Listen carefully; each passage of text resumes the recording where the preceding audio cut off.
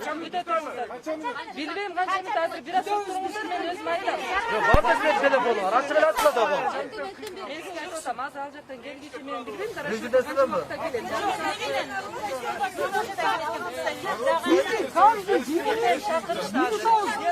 Положение улотал. Ben çıkıp ayıp bırakıyorum. Ay biz gittik.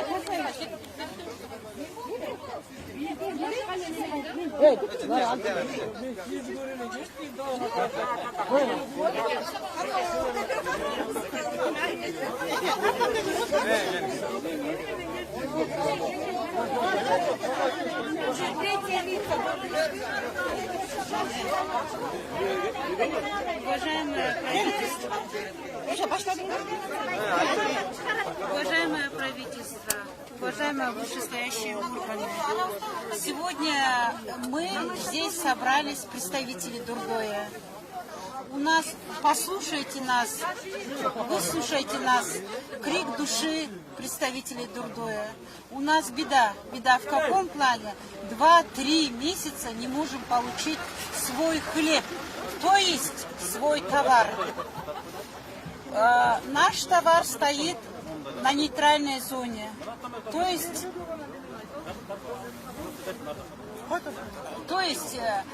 товары наши вышли с границы Китая, стоят на нейтральной зоне. Вот уже 3 месяца стоят, мы их не можем получить. По какой причине, никто не объясняет. Пожалуйста, помогите получить наш груз. Потому что нам торговать нечем, налоги платить нечем, детей кормить нечем. Потому что у нас нет товара. Мен кыскача эле айтып коеюн. Урматтуу Жапаров Садыр Нуркожоевич, биз Дордойдун элинин атынан келдик. Мынча көп киши келген жок. Ар бир яттын бир кишиден келдик, представительдери. Биз келген себеби өткөндө келип да кат жүзүндө калтырып кеткенбиз. Ошондон кийин новостиде Ноюков айтты, ачык айтты, Торгарттагы товарды алып чыкканга Кытай тараптан чектөөлөрдүн саясий себеби жок деп Ноюков ачык айтты. Ошондуктан биз деген бул кышкы күзгү товарды заказды августта беребиз, сатабыз деп. Август айында заказ берип, сентябрь, ноябрь, декабрь сатабыз да. Август, сентябрь, октябрь товар келген жок. 2 ай күттүк, унчукпай күттүк. Ана келет, мына келет деп биздин фирмалар айтып атты, күттүк. Мына азыр декабрдын 10-унда биздин соодабыз тык токтойт. Биз көп жылдан бери иштейбиз, билебиз. Декабрь, январь мертвый сезон деп отурабыз. Бизге 1 ай калды ушу товарды сатып алганга. Бул товарды биз деген кредит алып ошо товар заказ бергенбиз. Мына 2 айдан бери жатат, Торгартта жатат биздин товар. Ошол товарды алып чыгып бергиле. Фирманын балдары айтып атат, Торгартты ачып берсе, биз 2 күндө эле алып келип беребиз дейт. Эми 1 ай калды. 1 ай калса да ошол товарды сатып алалык. Биз деген кредит алып ошону товар заказ бергенбиз. Кредитти төлөш керек. Балдарыбызды багыш керек. Ортодо карапайым эл аябай кыйналып атат. Азыр да эчтеке эмес. 1-2 жума болгондон кийин көпчүлүк элдин баары аябай кыйналышат. Мындан да көп киши келип, ошондо мындан да жаман болот. Ошондуктан силерге Дордойдун элинин атынан мына кыска мөөнөттүн ичинде 3 күндүн ичинде товарыбызды чыгарып бергиле. Ошол сураныч, бир проблема менен келдик. Торгартта товарды чыгарып бергиле деп.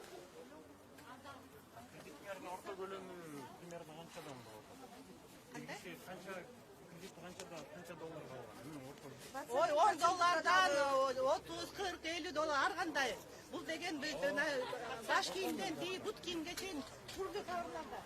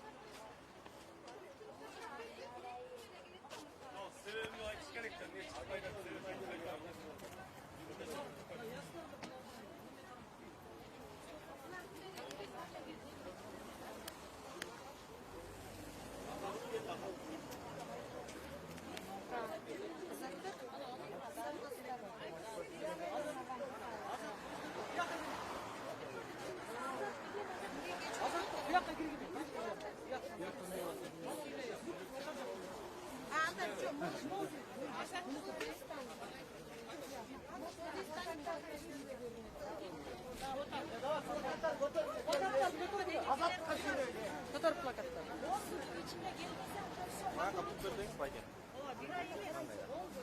Bir dakika turgular. Bir dakika.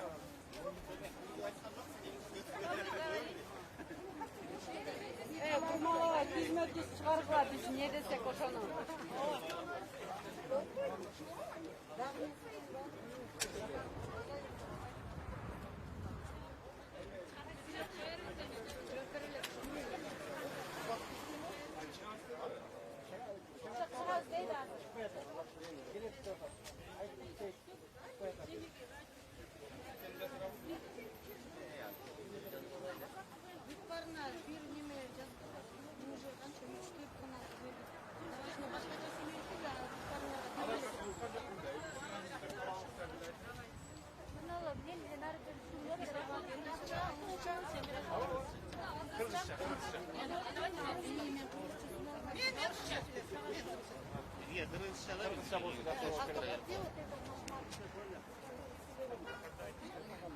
Только наш, лишний не говорите. Коротко, лишний. Главное, говорите.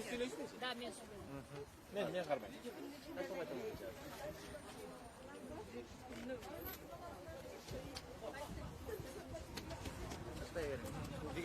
Я Егенбердиева Чулпана Маданбековна. Я частный предприниматель из Дордоя.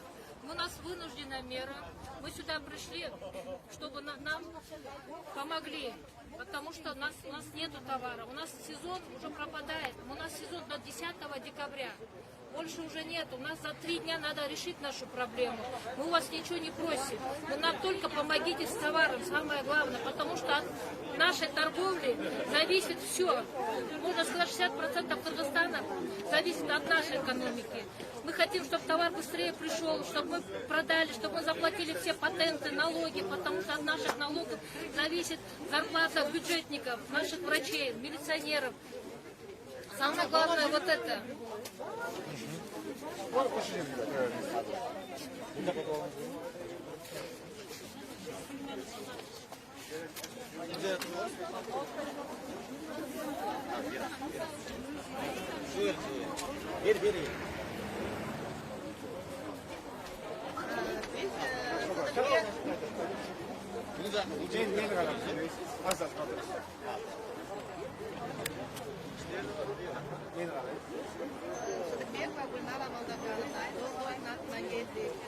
Vardı çıkan yoktu. Ağır yaptım, bir kişiden çıktı. Ötkünde gelip geçtiğimiz bir cumada. Katı imha aldırganбыз. Andan keyin buna iş çeçilgen yok. Bir mesele bu bizde Torgатта товарыбыз жатат. Biz ошо Урукус Найпалеон кыскасынан айтайын biz деген августта деген заказ беребиз. Күзгү кышкы товарга заказ. Ал заказ биз кредит алып заказ бергенбиз. Сентябрда келип, ноябрь, сентябрь, октябрь 2 айда сатып. Ана декабрь ортосунда сода токтойт. Ошого чейин сатып алыш керек. 2 ай унчукпай отурдук. Анткени фирманын балдары ана келет, мына келет деп күткүлө деп биз күттүк. 2 ай унчукпай отурдук. Эми азыр 2 жума көп болсо 1 ай калды. Декабрдын ортосуна чейин, декабрдын башына чейин сатып албасак, бул товар 1 жылга калат. Эңки жылдын 10 жылдын октябрга чейин калат, 1 жылга. Биз деген бул товарды кредит алганбыз. Кредитти кантип төлөйбүз? Биз деген балдарыбызды кантип багабыз? Баарыбыз банкрот болуп атабыз. Ошондуктан жардам бергиле, товарыбызды Torgаттан алып чыгып бергиле. Ошо бир эле маселе менен келдик. Товарды biz деген ар бир эми бул жана айткандай биз деген $25.000 товарга жиберген, $10.000 кредит алган, ошону кредитти кантип мен төлөйм, балдардын кантип багабыз? Ошо биз бир маселени эле чечип бергиле, товарыбызды чыгарып бергиле. Кийин ошо 1 айдан кийин жана улам новостьтер айтып атат, 6 ноябрга жылды Сабиров деген айтып атат, жаңы жылга чейин чечип беребиз дейт. Жаңы жыл 1 январга чейин бизге тең кеч болуп калат. Бизге 2 жума 1 ай эле калды. Товарды сатып алыш керекпиз. Ошого жардам бергиле, товарды чыгарып бергиле. Бир маселе менен келдик. Эч ким чыкпайт. Эч ким укпай жатат. Биз деген катчыбыз, каттыганбыз. Ошол проблема чечилбей жатат. Эми азыр баарыбыз айтып атабыз, бул жерде орто жолдо карапайым эл кыйналып атат. Биз чай саткандан кийин эмегече канча эл үй бүлөсүн багып атат. Ошонун баары ачка калат. Азыр 1-2 жумадан кийин мындан да жаман болот. Бата эметип электерди силерде 3 күн срок беребиз. Торгайдан товарды чыгарып бергиле. Çıkmayınca teröristler. Tavарды чыгарып бербесе, бекетке күндө чыгат, митингге күндө чыгат. Мындан азыр бирден келди, мындан көп киши келет. Көп баары суу астында. Бүгүнкү эл чогулган, бул бир рядтын бир эле представитель. Силер элестеткиле, Дордойдо канча 600 миң адам иштейт. Ар бир рядтан 200 адам чыкса, бул канча киши? Бизге кереги жок, булчу бизде эле митинг кереги жок. Биз просто көйгөйүз эле чечип берсин. Дордойдун баары чогулса, биякта бул целый ужас. Зачем? Просто решите нам нашу проблему. Все, откройте нам границу. Нам хотя бы бүгүн бирөө чыгып, эч ким айтпай атат, бизгечи эч ким айтпай атат. Эмнеге биздин граница жабык? Эмнеге Казакстан иштеп атат? Эмнеге Россия иштеп атат? Биз эле турабыз. Биздин товарлардын баары турат нейтральный зонада. Киргизбей атат. Ошону бизге чечип беришсин. Жайчыбекова Диана. Так, Умарбек Камалов Аман Ильич, саудагербиз. Бизде бул азыркы айтылып аткан проблема бул жөнөкөй проблема эмес да, бул Кыргызстандын экономикасынын масштабындагы проблема да. Анткени эгерде азыр бизге товарларыбыз кирбей калган турган болсо, бул 2-3 күнүн ичинде, 10 күн эмес, бир жума эмес, бир ай эмес да, бул 2-3 күнүн ичинде товарлар кирбей калса, алар токтоп калат. Эгер биз товарларды за граница башка мамлекеттерге жибере албай калсак, алар бизден товар кийин албай калат. Соответственно, бизден алар товар ала албай калса, Дордой иштебей калат. Дордойдо 600 миң деген адам тамактанат Дордойдун ырыскысына.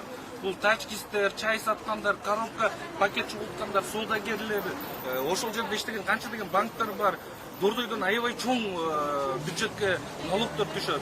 Мына азыр айтып атышат бюджет акча деп. Ошол 700 фураны өткөрүп койгула канча деген акча түшөт ошол 700 фурадан бюджетке. Бюджетке акчаңар жетишпей атса, чечкиле проблеманы. Просто ноябрдан баштап налог төлөй албай калабыз. Бир айына 5 миллион сом бул Дордой базары киргизет да. Вот элестеткиле, если без налог төлөбөй калсак, почему без? Вот вы требуете от нас налогов, да? А бирок бизге бир неме бербей атасыңар да? Шарт түзүп бербей атасыңар иштегенгечи. Шартыңар биз көп сураган жокпуз. Биз эч нерсе акча да сураган жокпуз. Просто бизге границаны эле ачып берип койгула. Салықтар өзүнө өтпөй төлөп Азыр ооба, до сих пор биз өзүн төлөп атабыз. Просто биз эмнеге мындай уже акыбалга келдик? Биз мына жастан баштап жазкы товарыбыз калып кетти, биздин жайкы товарыбыз калып кетти, эми азыр кышкы товарыбыз калып атат. Просто если мындай карасак, биз бүт баарыбыз банкрот болобуз. Если Дордой перестанет работать, анда бул Кыргызстанга канча миллион сом кирбей калат. Дордой иштебей калса канча адам жумушу жок калат. Дордойдо канча 60% населения бул Дордой менен иштейт. Ош тарап, бияк тарап, бүткүл эле. Ошону бизге просто чечип берип койгула. Өзү деги налогду мындай налоговиктерден сурасаңар, статистика боюнча налогду ордунда, убактысында төлөп, полный объем менен төлөгөн бул биринчи очередте Дордой турат. Башка чоң предприятиялар эмес, именно Дордойдо иштеген жана базарларда иштегендер эң биринчи очередь налог убактысында төлөйт, налогду канча сум болсо ошонун бардыгын төлөйт. Жана Кыргызстанга кирген товар оборот бүт бардыгы өзү Дордойдон башталат да. Эгер Дордой иштебей кала турган болсо, бюджетке аябай чоң минус алып келет. Муну азыркы правительстводо отурган адамдар түшүнүш керек. Дордой эч качан жабыла турган болсо, анда Кыргызстанда аябай чоң глобальный проблема башталат да. Ачкачылык деген башталат, жумушсуздук деген. Кыргызстанда и так эле жумушсуздук проблема бар. Эгер дагы 600 миң адам жумушсуз отуруп калышы мүмкүн. Мына бир жыл ичи бою башында жазында товарлар кечигип келди, аны сатып албай, ал дагы остаток болуп калды. Жайында жаздан жайга чейин карантин болду, ал убакта дагы иштебей отурдук. Ал убакта дагы налог убактысында кредитин дагы төлөп атышты, убактысында налогун дагы төлөп атышты. Азыркы эми кышкы товар кечиге турган болсо, анда биз бир жыл Дордойдо иштеген Дордойдун тамактангандар ачка отурган болот. Кийинки жылга кайра ошол жумушун улантып кетиш үчүн азыркы товарын сатып алыш керек. Бул эртең чечиле турган проблема эмес, бул азыр чечиле турган товар. Азыр биз соодабызды улантып кете албасак, анда эртеңки жылы, кийинки жылы дагы уланта албайбыз. Бизге биз требует эткен нерсебиз бул азыр бизге ушул проблеманы чечип берсин. Эртең эмес, күзүн эмес, бир айдан кийин эмес, азыр бүгүн. Анткени бардыгы бизде тонкое дело да, бул ар бир күнүмдүк ченемдүү болот да. Бизде мода деген болот, бизде сезон деген болот. Азыркы биз бир жылдын сезонун өткөрдүк. Акыркы сезонубуз мына кышкы сезон калды. Азыркы жолдо турган начос товарларыбыз ошолор надежда болушу да эптеп кийинки содабызды улантып кеткендечи. Эгер аларды да сата албай калсак, анда бүттү. Дордойдун 70% банкротко чыгат. Кредиттерин төлөй албайт. А банктар эч качан бизге отсрочка бербейсиздер. Содаңар болбой калыптыр, макуланды отсрочка бересиздер. Эч качан отсрочка бербейт. Еще пеня кошуп берет. Кредит төлөй албаганда. Канча товарооборот, допустим, Спасибо, Лалай.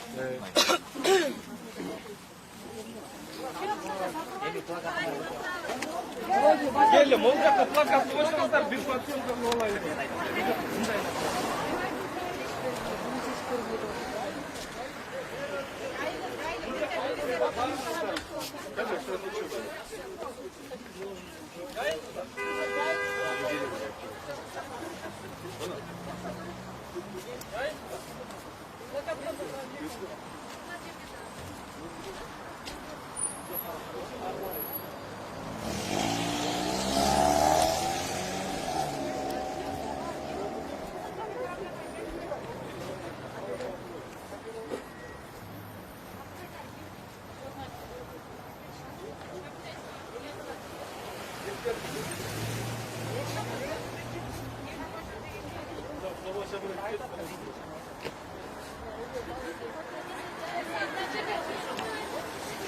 Новиков, çıksın! Çıksın! Çıksın! Çıksın! Çıksın! Çıksın! Çıksın! Çıksın! Çıksın! Çıksın! Çıksın! Çıksın!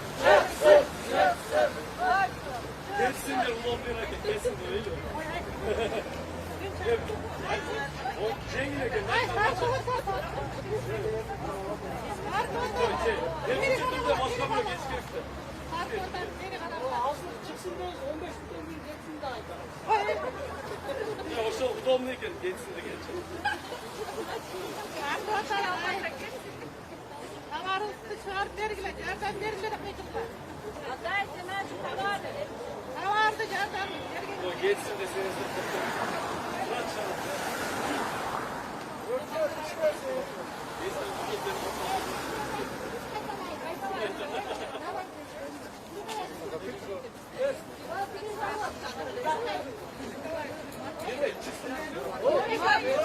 Новиков! Новиков! Gelsin! Новиков! Gelsin! Новиков! Gelsin! Новиков! Gelsin! Новиков! Gelsin! Новиков! Gelsin! Новиков! Gelsin! Новиков! Gelsin! Новиков! Gelsin! Новиков! Gelsin! Новиков! Gelsin! Новиков! Gelsin! Новиков! Gelsin! Новиков! Gelsin! Новиков! Gelsin! Новиков! Gelsin! Новиков! Gelsin! Новиков! Gelsin! Gelsin deseniz kokop. Olmasa geçsin. Açısın sen çıkmayın. Git.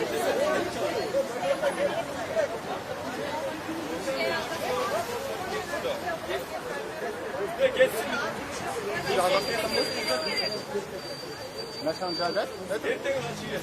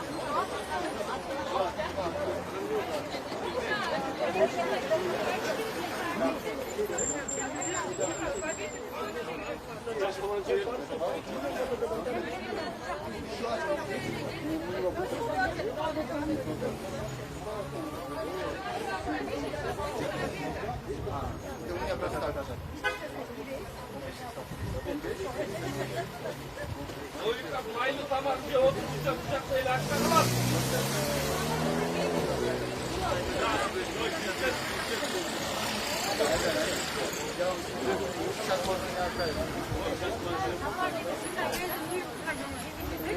Geçsin de haydi örmeyle.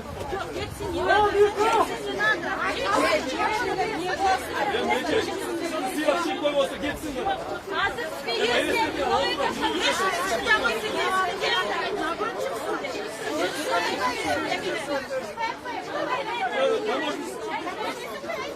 Ay ay ay. Yok tamam diyor.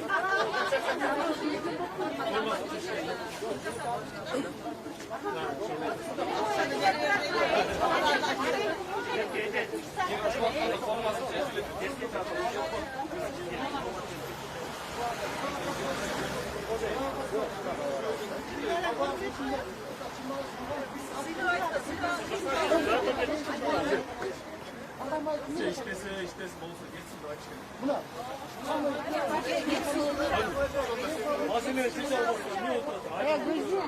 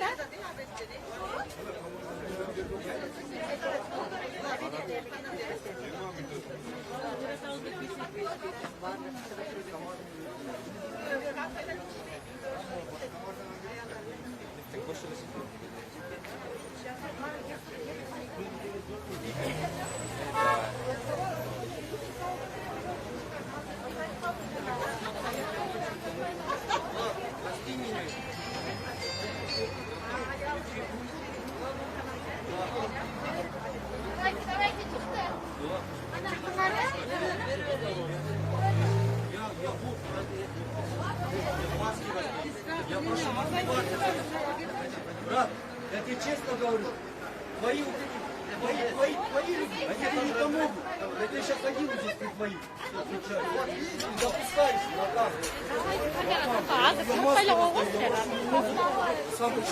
Tamam, ekip çıkılmaydı. Oturun paralı.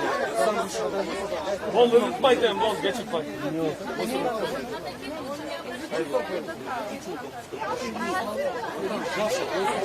Жаша, утрёмно.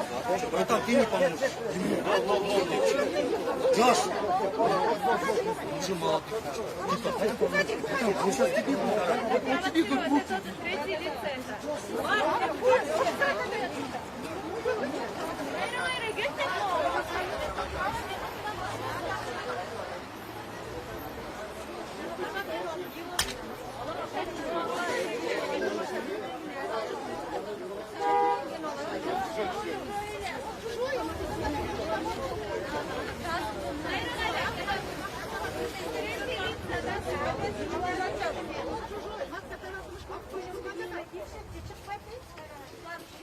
Yönet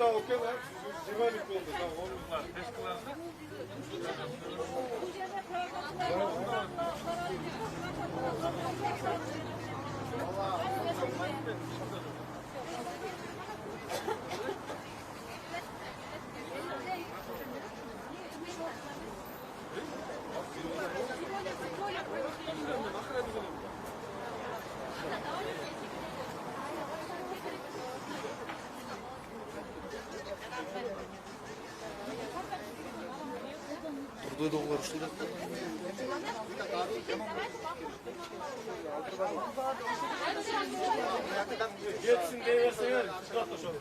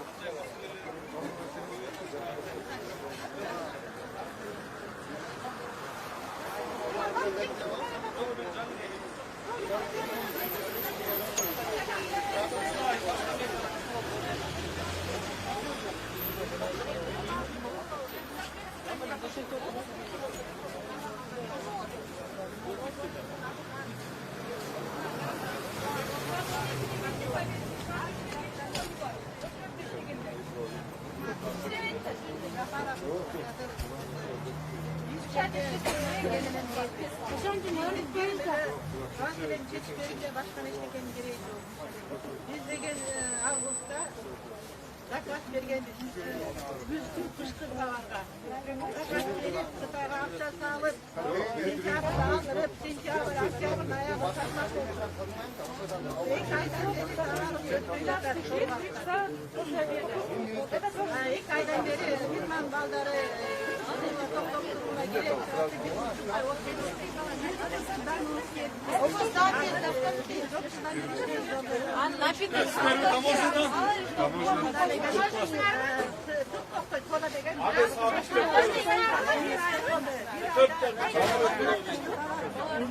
На всех снимите, кто в 3 часа с обеда возвращается.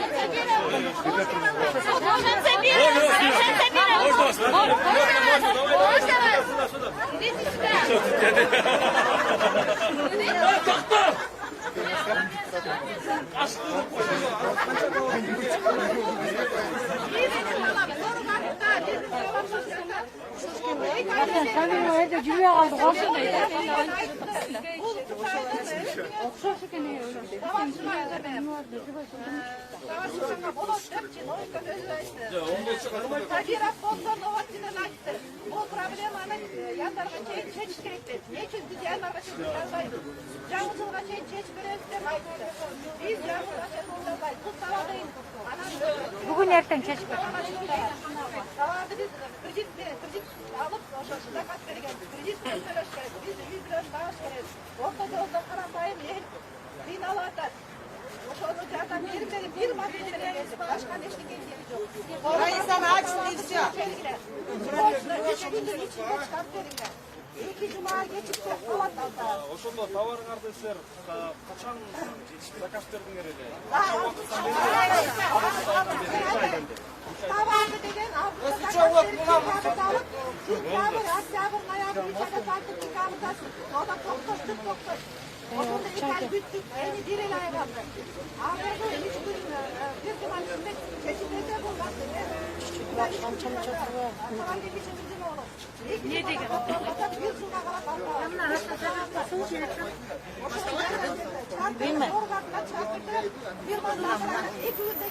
Это он, да? Saat 3'te обед.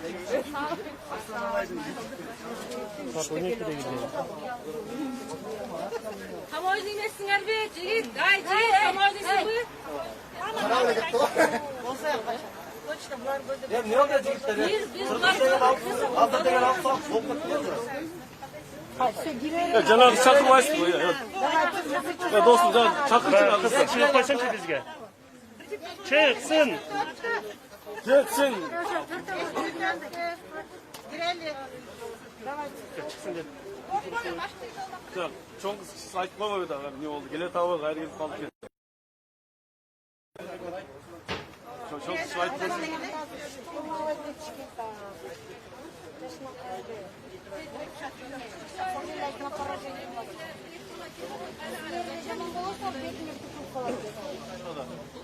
Жігіттер, жана қара костюм қызға бар айтып қоғылады бұл жағы. Айтты. Сынода бұл жағы. Азыр бул жакта силерге кимдир бирөө чыкмай болдубу? Жок, эч ким укпай жатат. Реакция ноль. Экинчи ай, Екі саат болып тұрған. Обед күтеттерден обедтен çıksın dedi, обедтен çıktı. 12'den 15 өткенде басталған. Уқла, ойна оғыл елменен. 2 сааттан бери турасыңар. 2 saat ровно. 2 saat 5 minut oldu. Мына эми бул маселени жакын арада чечпесеңер, Дордойдун полностью чыгат. Бүгүн чечиш керек, бүгүн. Чечип бергиле бул маселени. Мындан көп киши чыгат, күндө чыгат. Чечмейинче күндө чыгат. Кымбаты Кадыр Жапаров.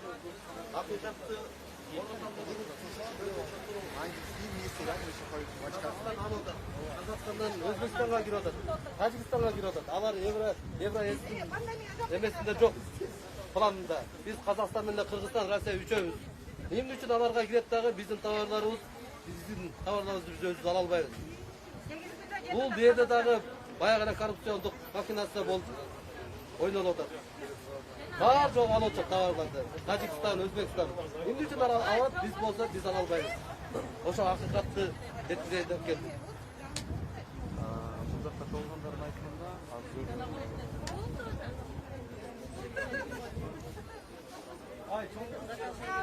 Менин кетпейбиз, мени чыгарбайт эч кимди. И не выпускать не будем.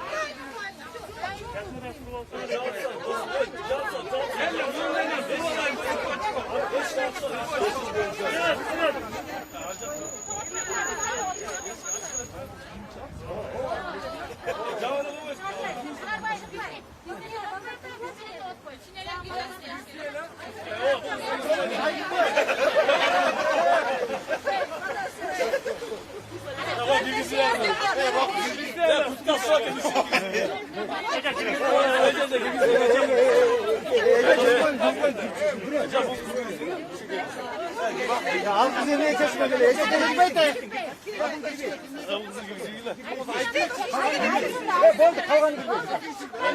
Eş çapma, eş çapma.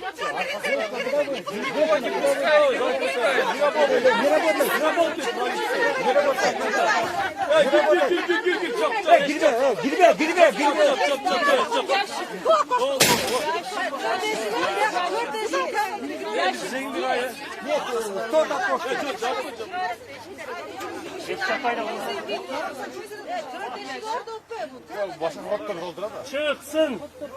Novikov çıksın! Novikov çıksın! Novikov çıksın! Novikov çıksın! Novikov çıksın! Novikov çıksın! Novikov çıksın! Novikov çıksın! Çıksın. Ketsin Novikov. İşte almasa ketsin. Sizin jeke kança sunmadan kalanınız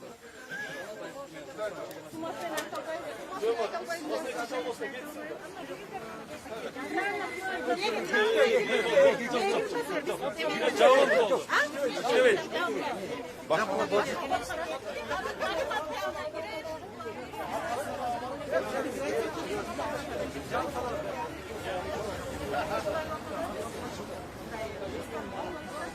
Onlar geçsin desek çıkar, olmasa çıkmayın. Gördüler mi? İlk saatte çıkmaz.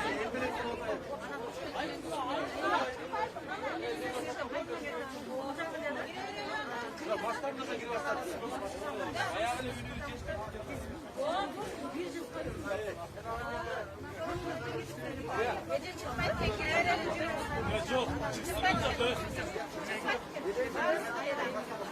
Ama bağırız girerse çıksın olsun. Ya çıksın, ya tuval çıksın böyle. Girsin de, daha bile koy. Yok, komple çıksın mı? Çıksın. Çoğu girer. Çıksın, elge çıksın. Konguyu ne gerek var? Ertege buyursa büt dordoydu çıkarışımız gerek kuda kalasa. Elge çıkın, hadi koysa otla. Sebebim ne? Keldi aytar. Ne çıkın, kendi aytar. Şu hadi çıkın. Ha biz de bu altı bulup tutuyoruz. Sebep aytıp koş gerek. Ne çıkın, kelmeyin. Барын төлөбүз, бала чакабызды багып келип атабыз. Бул эмне деген Азыр соода жүрбөй атса, ошол салыктарды, кредиттерди кантип төлөп атасыздар? айла жок, уже карыз алып атабыз. Бир турганда Карыздын үстүнө карыз алып атасыздар. Мен айтайынчы. Biz деген азыр мына 1-айдан баштап налог, патент төлөбөйбүз. Кайсы акчадан төлөйбүз? Соода жок. Анан кийин мынча айтышып атат. Пандемия боюнча жаап койду. Эмне Казакстанда пандемия жок бекен. Азыр Өзбекстандын клиенттери баары Казакстанга кетип атат. Чимкенттен алган клиенттер баары Казакстандан алат. Азыр биз деген клиенттер жоготуп алат.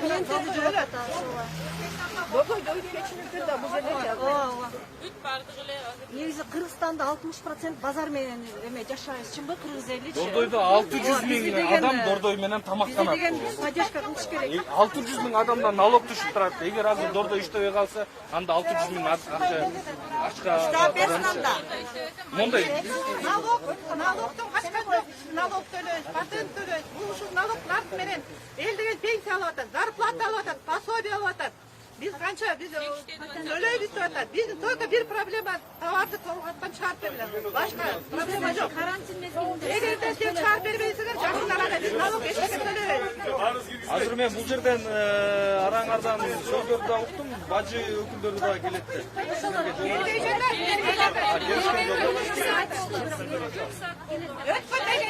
Сен чоң киргиле, барыңар киргизбей. Biz gelip kaç yüzünde kaldırıp ketkendik. Problemi ne? Siz kimsiniz? Gönül zaran kilo adam Qanday жұмыс qilasiz? Qaysi жұмысda? Bizda yok, professor yok, Башка токтоду мага айтты. Gidip kettiririz. Bizim alıngan tavır oldu. Kredit kaç lira? Yükün altı kaç lira? Biz kredit lira, yükün altı kaç lira? Banklar уже işimiz kalkmaya başladı. Töbe almaya kaldık. Birden bazıları ayıp oldu. 2 günde atın kırız tavardı. Korumak kaç kırısınlar? Korumak kaç kırısınlar?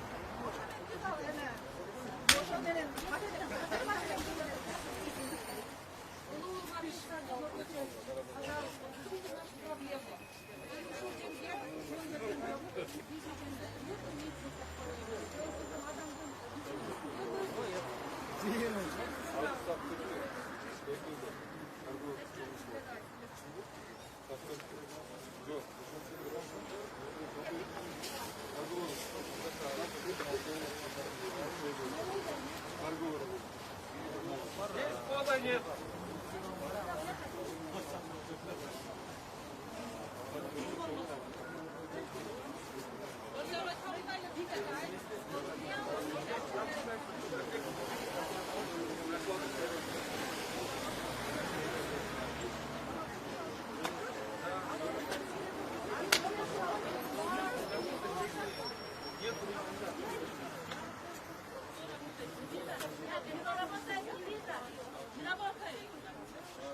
Егер өкмөт тарабынан кайсы бир өкүм же башка тараптан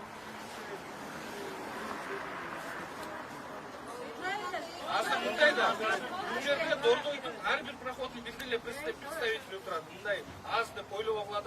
Эгерде биздин көйгөйдү бүгүн эртең чечип бербейсе, анда Дордойдун баардыгы чыгат. Дордой гана эмес, бизде Кытай менен торгарды границада товарлар турган бул Мадина базарындагы, Ош базарында, строй материалдарында, юг жактагы базарларда 600 миң эмес 1 миллиондон ашык адам көйгөй болуп жатат. Эгерде биздин проблеманы чечип бербесеңер, анда бул жерде аябай көп масса чогулат да. Бул азыр биз ар бир проходдун представитель болуп келдик. Эртеңден баштап чечилбесе, анда баардыгы чыгат. Базарлар иштебей, баардыгы бул жерге келип чыгат.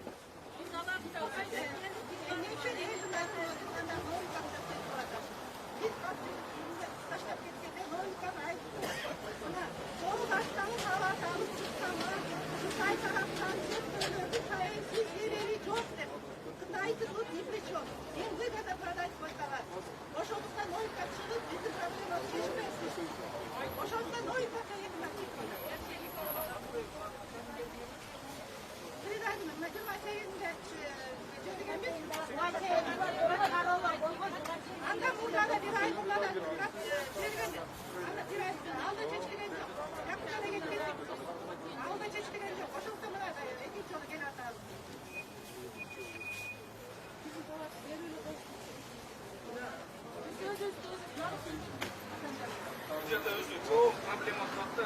Tavar kiripey kala turgan bolso, biz özü жазгы товардан кечүүгү менен келип, алар да сатылбай калды. Андан кийин пандемия болуп, карантин болду. Ал кезде иштебей калдык. Жайкы товарларды алып келсек, ал да опоздание менен келип, алар да сатылбай калды. Эгер да кышкы товардар опоздание менен келсе, анда биз Дордой банкрот болот. Элдер кредиттерин төлөй албай калат. Жөнөкөй эле внутренний эмес, бул внешний политикага тийиштүү нерсе болот. Эгер да биздин клиенттерге биз спросуна товар бере албай калсак, убактысында, анда алар пример Кытайдан келип алып башташат. Дордойдон албай калышат. Алар башка жактан келип көнүп алган болсо, эч качан Дордойго келбейт. Мунун себеби 600 миң адам жумушсуз калат турган нерсе да. Ошо 600 адам жумушсуз калса, элдин баары ачка калат. Үй бүлөлөрүн ошолор өздөрүн багып атат, баары чыгат. Ошондо согуш болот. Ошого жеткирбей чечпеңдер маселени. Мындайда, границада азыр 700 фура турат деп атат. Бюджетте акча жок деп атат. Мына 700 фураны киргизгиле ошондон биз төлөп беребиз. Биз ИПГ налогун төлөйбүз. Биз внутренний патенттин налогун төлөйбүз. Ал жактан келген растаможкага төлөйбүз. Мунун баардыгы налог, мунун баардыгы акчада. Бюджет ушул жактан акча чөп да. Же каяктан да бюджеттерге акча аласыңар. Биз бүт баарын ушул жерден төлөп атпайбызбы?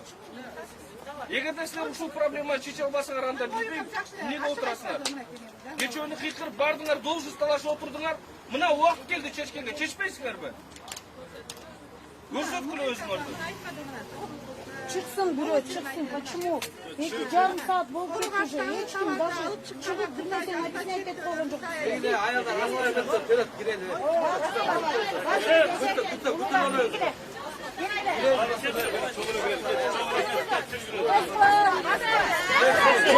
Geçsin, Arkan geçsin. Geçsin, Arkan geçsin. Arkan geçsin.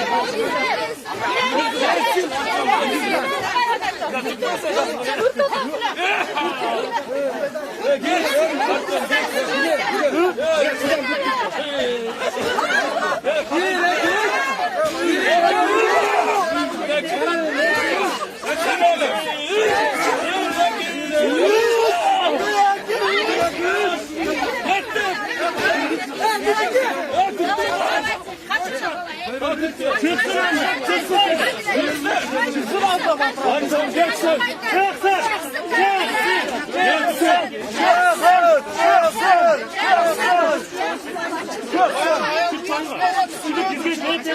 Bir saat tutma gerek diyor. Ya bir saat tutma gerek diyor.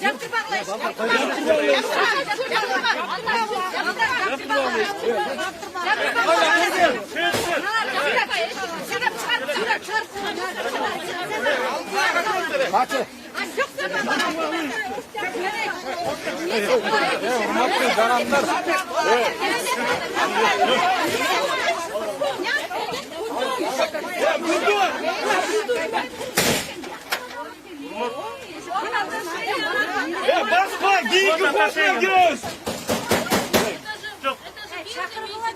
Ya siz polis gerek de. Ya bana 12'de çıkıyor saat. 1 saat oldu. 1 saat oldu. 1 saat oldu. 1 saat oldu. Aytalmaz kim çıkar? Böyle içine piyomluyla girişmedi. Piyomluyla giriyor. Ya Hamurnya'nın çoğun dedi o şöyle çakırdık hazır gelelim. 1 saat oldu. 1 saat oldu. Sıvayla aytmadık böyle. Ece çıkıp aytmadı öyle şunu çıkalım. Ya 1 saat oldu da.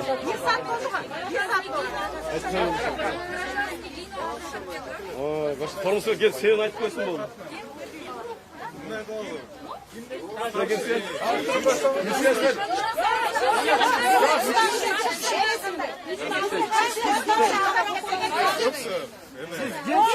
Bir kişi mesela Rıfat aparatный сотрудник, эксперт, кадровичный беспал.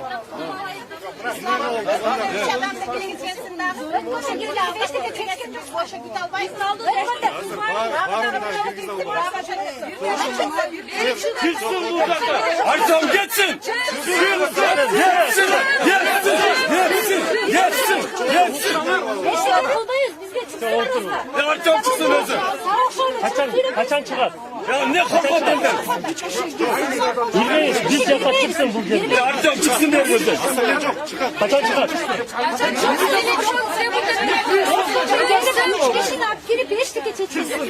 Kim olsun? 3 kişi.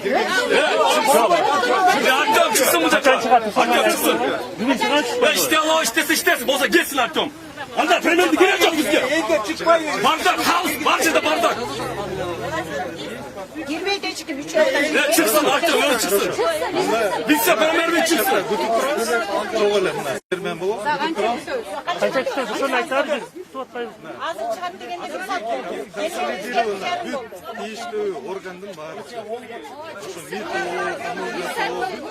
Kaçanın çıkar. Kaçanın çıkar. Примерно aytar. Примерно айталбайм. Eң примерно. Yarım saat, 1 saat, 2 saat. 3 saat oldu turlarımız. 1 saat kadar жетпейт.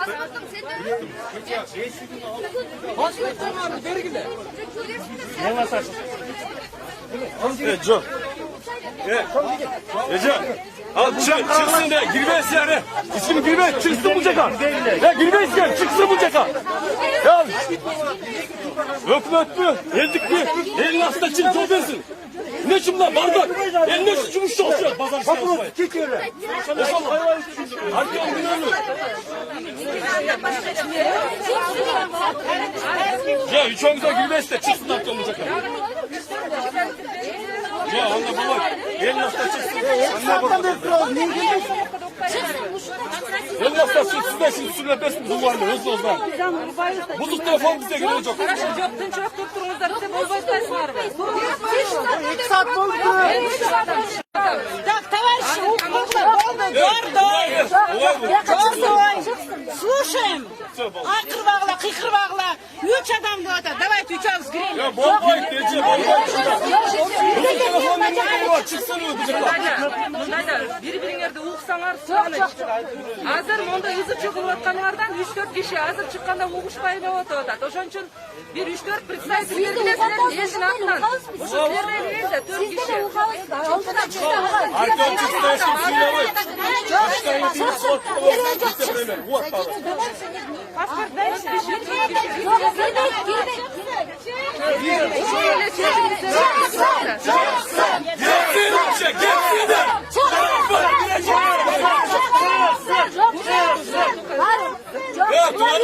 Geçsin de güle. Yerden korksun geçsin. Bizge emin işte duralım ya. Eşlik kılbayız biz. Bizden Силердин өкүлүңөр булар кирет, кири угат силерге ошол эле чечим. Булар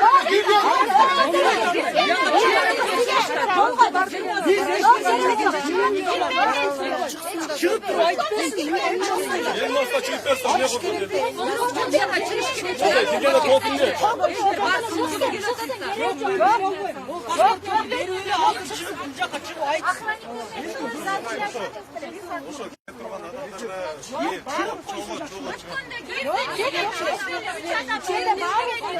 Şöyle ulan ya.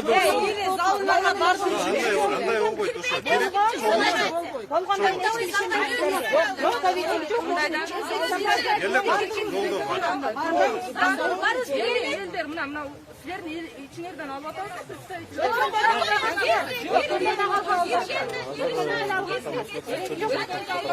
Ya o şu an neyse bir çıkıp çıkıp ayıkla onu.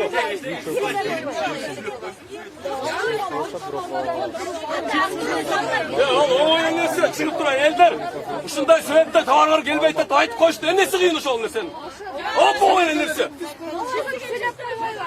Evet çıkıp yol cavuk kaldı. Cekta ötküzmeyip de ayıp koy oldu. Tamam dur. Ulan şapkasın bir nerse kılıp kresloğa talaşıyor. Senin acı gerek. Ulan çıkart tavar durak ошол жерде. Биздин товарды кой берсин. Hazır her kim arkamda istiyorsun çık ayıp açacak. Биздин товарды кой берсин. жолу 3 жолу киришкен эч кандай ишинден чыгарып берген жоксуңар. 3 жолу чыгыңыздар, эмне деп коркосуңар? Эмне деп коркосуңар? анда туруп туруңуздар, анда тынч Баяттан берилет, силердин акчаңарга жасалган нерселер, буну биз антип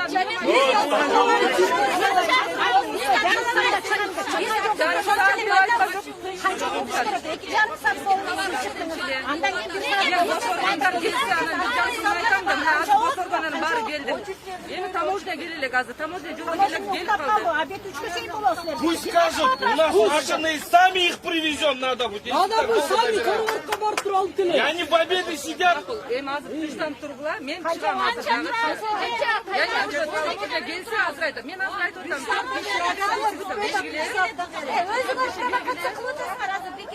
чыгабыз деген бойдон чыкпай бекер менен кимге керек бар эми? Мен да ойлоп аткан жокмун, эже кагаздар мен жүгүрүп Ошо 3 айдан бери эле жүрөсүңөр, какой толк? 3 ай болду го, 3 ай болду. Азыр эле чыккап калдык.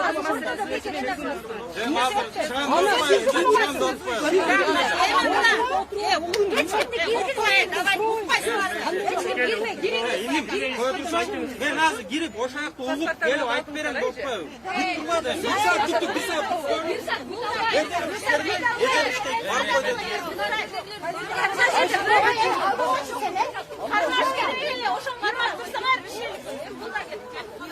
Tamam laf söylet gelaya bu bize.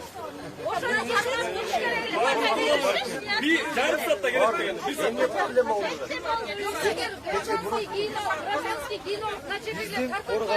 Emne problem oldu. Emne götmedi kavar. Hiç kim olmuş değil mi? Kavarım var. Özümden kavarım var. Yemin uğup durun. Ben ayıp vereyim. Ben bardım. Al yerde top oldu. Ispattарды забронировать етіліп қойып тұр. Ол жақта забронировать турилесіздерін айтқаныңыздар.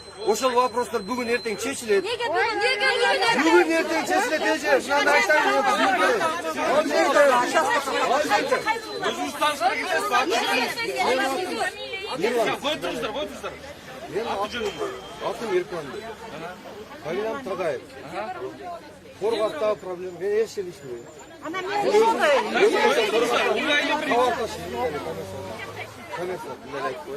Анда сіз Ем сіздер менен ошоны тұрдылар. Bir екі күн шыдап тұрдылар. Бүгін ертең.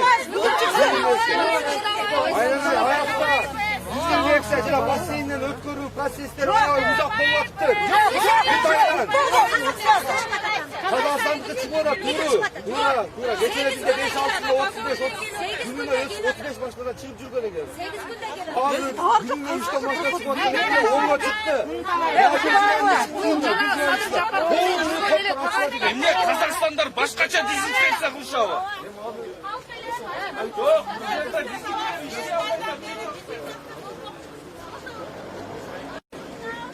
Жок, анда банктарды айтыңыздар, бир эки ай чыдап тургула.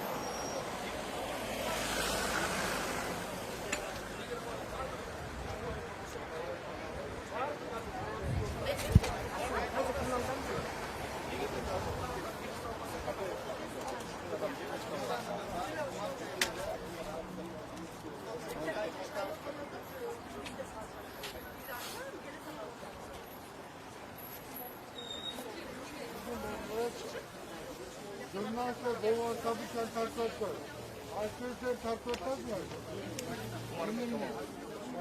Ekmeğinden kötü görmek televizyonu kadar. Memnun görmüyor. Gözüm görmüyor. Televizyon montu. Evde söz olmuş gibi. Atatürk'e Betim'in gözüne elini okuyacak. Muhan, Bülük, Stokholm Servası, başka doğru çok var.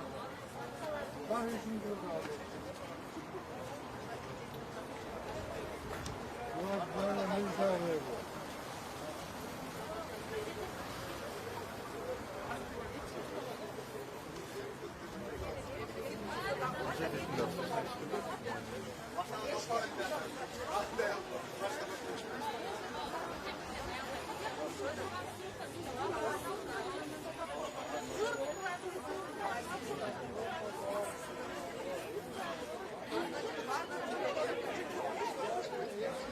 Ya dürbünle gayret gel toplamına başla.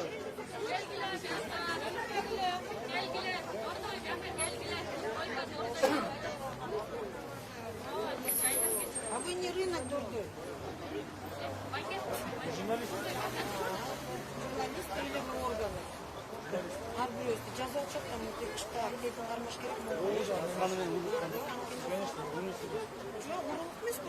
Не скажешь? Да, тем более, 60% населения Дурдойдун зависит. Вот видишь. А это уже задача самого. Belge жұмыс бере алмай қаласыз. Дабыл албай қаласыз. Бұл балдар неме органнан қарайсыз? Gelingizler çarşıya. Журналисттер бұлар мұндай олатындар, журналисттер мына журналисттер Казовка дейші, прессада, жоғарында учет алып жатыр. Aktivite hizmetleri de var. Yeni pressada yeni.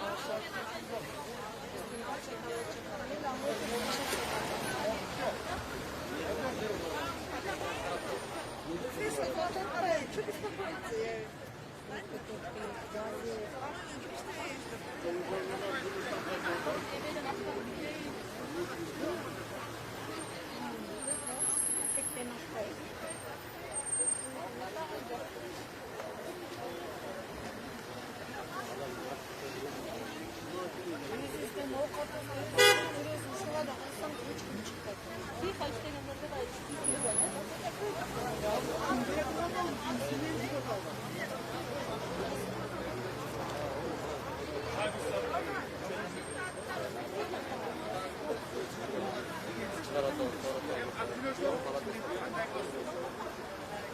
Emniyete bizde aldayımızda oturuşun, oturup söyleşir. Kanday söz aysa kaldanışa.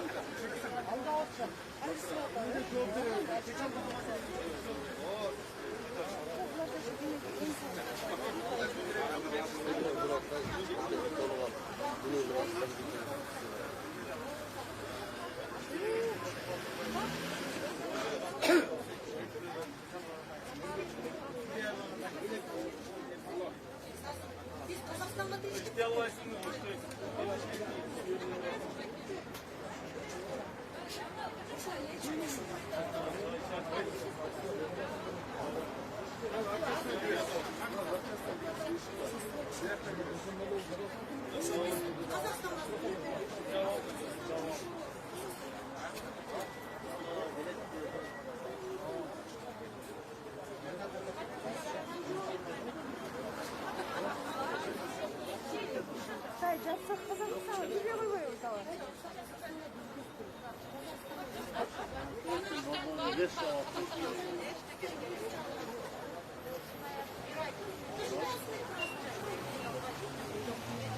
Кактус biz жаңа жаштарға сөйлеп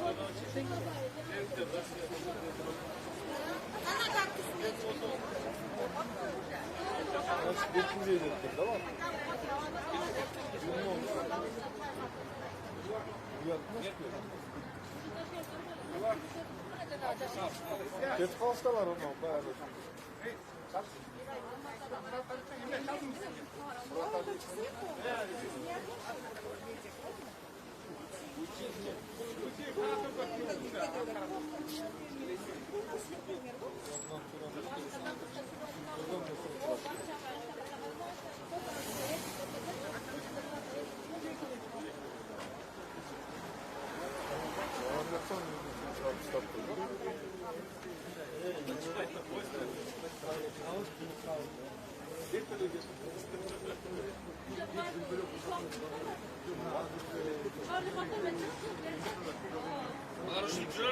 Завтрак 2 saat kılı, obed 2 saat kılı, obedden iş bitti.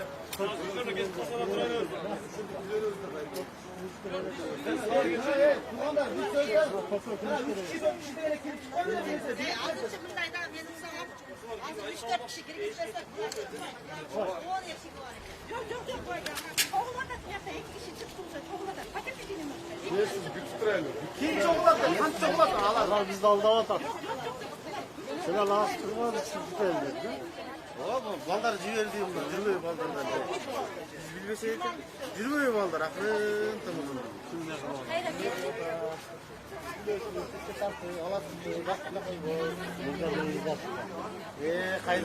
Кайдагы ырдап болот. Кайдагы сыйып. Таштар келип көтө баштап калса кечеле.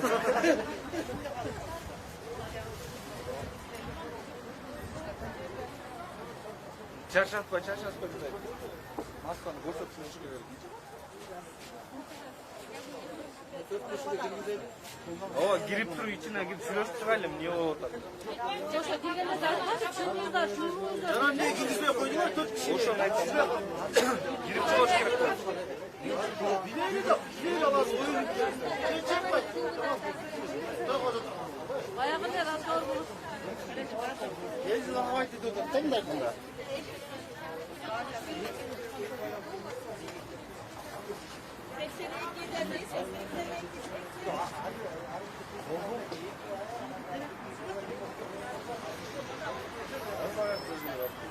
Чачырбай, мындайраак келбейли, чогулуп,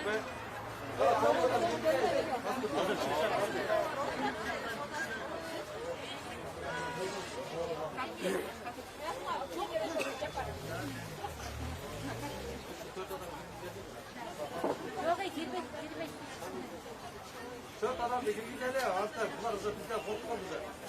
Yok, çat. Sınavda oturuyorlar geçince. Ya anda erten görak kılıp geleyle anda. Ertenkiga qoldirmash kerak. Tam juda necha kundala bu yoqqa keliyor. Girip süleşip çıkalım. Girib söylashganda men shu yerga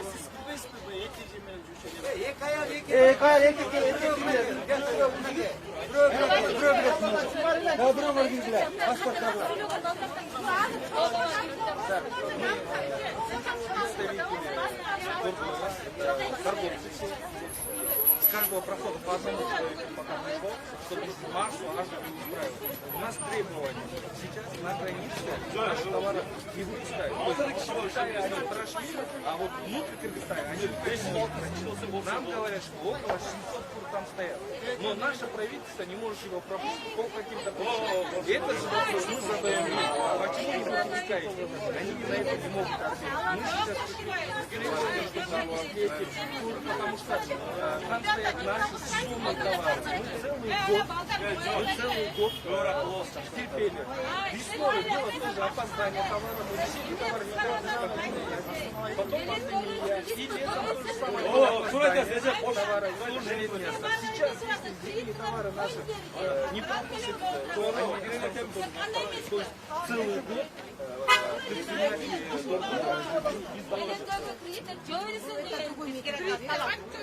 Qancha o'yladi? Bir yılga moratoriya, amnistiya deysiz. Bir yılga amnistiya, bir yılga moratoriya deysiz.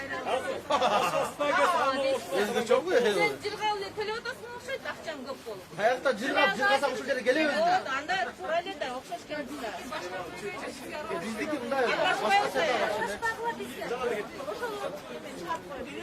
Biz bu yoqda turdik 1 soat. Birovda to'g'itmay qo'ydik. Ana bu yoqqa keldik. Trevod etib chiqsin birov. Birov chiqsin, trevod etamiz.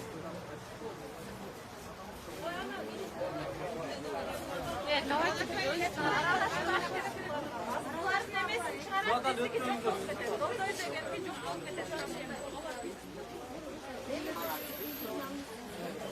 Aksanalay'da da gelir.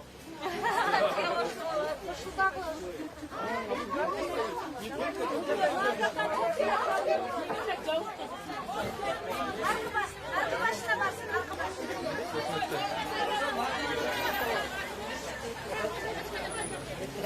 İki taraf olmuş.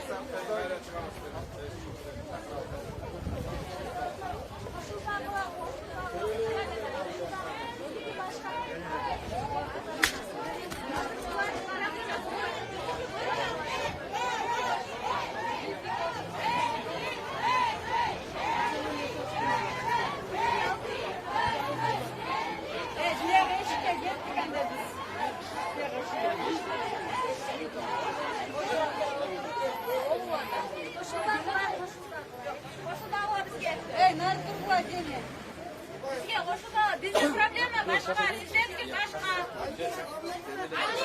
Aksıyorsunlar o.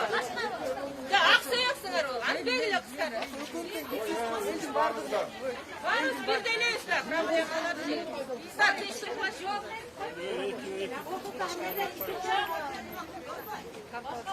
Biz bir kişinin talep kuradas çıksın. Burası ne böyle işte talep kuradas. Hayır, özür talep kuradas bile bize talep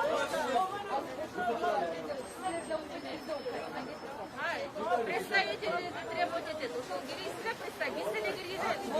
В чем тут это?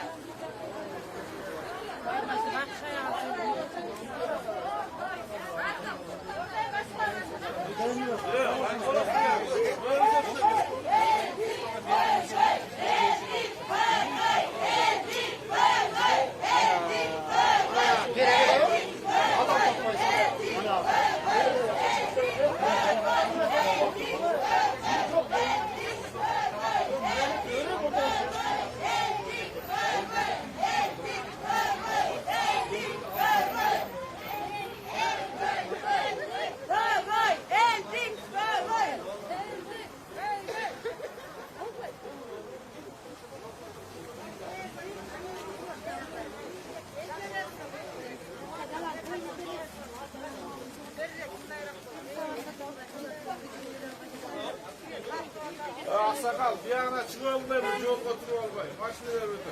Biz yol götürgen o yaşı öğretmenimizde. Hayatta araba yok kullanmamızda. Bir yana kucağında direkt. Yürütmeyin maşinaları buna. Ama ötesinde bakalım. Ötülecek koyun buna ki. Aynen aynen.